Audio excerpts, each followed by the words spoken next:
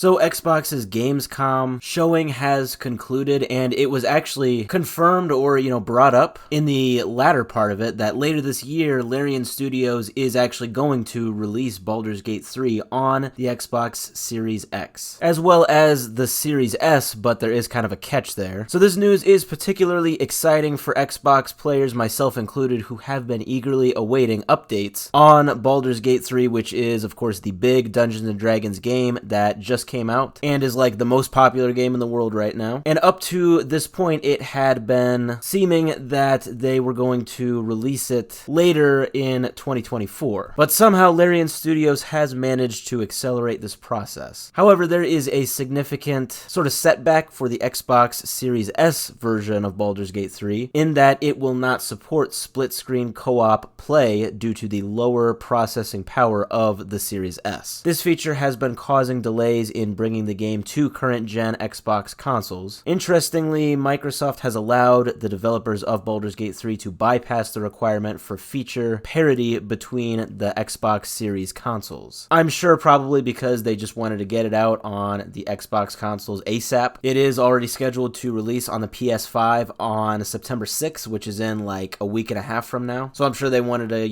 get it out on Xbox as soon as they could. So the Baldur's Gate 3, the studio's creative director, his name is Swen, and he shared on Twitter that he had a positive meeting with Phil Spencer, the head of Xbox, at Gamescom, and Swen expressed his excitement about the solution that has been found to bring Baldur's Gate 3 to Xbox players this year, a goal they had apparently been working toward for some time now. And apparently while the Series S will not support split-screen co-op, it will offer cross-save progression between Steam and Xbox Series consoles. A few weeks ago, Michael Dowse, the director of publishing at Larian Studios, emphasized that the delay in releasing Baldur's Gate 3 for the Xbox Series X and S was due to technical challenges rather than exclusive platform agreements. And yeah, the primary hurdle was implementing split-screen functionality on the Series S, which was proving to be a complex endeavor, but was progressing. According to Dowse, this technical requirement was essential before releasing the game on the Xbox ecosystem, because like I said, Microsoft, they kind of want to make it a selling point that whether you have a Series X or a Series S, you can play the exact same number of games. But now, like I said, they just decided they were going to break their own rule and, allow Baldur's Gate 3 on the Series X and S, but like I said, S will not have split screen. Yeah, over the past year, the Series S has been at the center of a debate regarding its impact on gaming, with discussions about whether the console is constraining gaming experiences or leading to compromises in Xbox Series X games. Microsoft seems to have intervened to address this discourse, especially considering the growth and the, popularity of Baldur's Gate 3. And yeah, it cannot be stated enough how popular this game really is. It's among the most played titles on Steam, and it is already a top seller on Sony's PlayStation Store, where it's right now just available for pre-order. I'm excited to see, what all the hype is about when it comes to the Xbox. Interesting enough, I only have an Xbox One X, so I don't have a Series console. But a little tip I just learned the other day, actually, because I'm wanting to play Starfield, and that game will only come out on,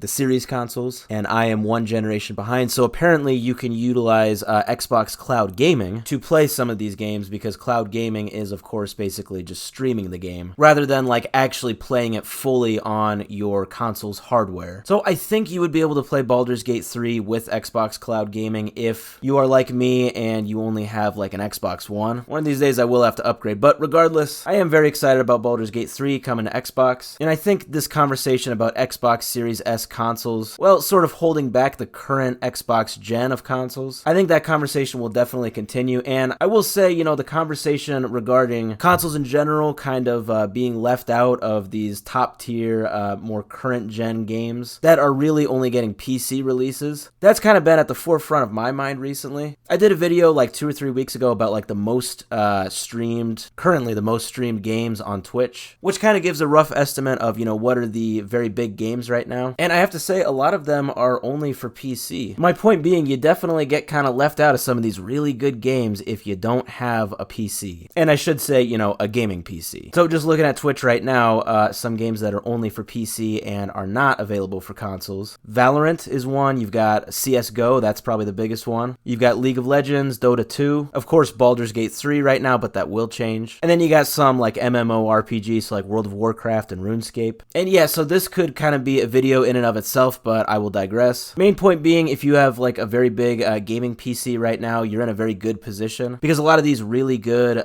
current gen games are really only for PC. And in the case of Baldur's Gate 3, you know, it takes a while for them to come to console. All that being said though, I'm sure a lot of people are very excited for Baldur's Gate 3, people who are just console gamers. I'm excited to play it. It'll be very cool to see what all of the hype is about.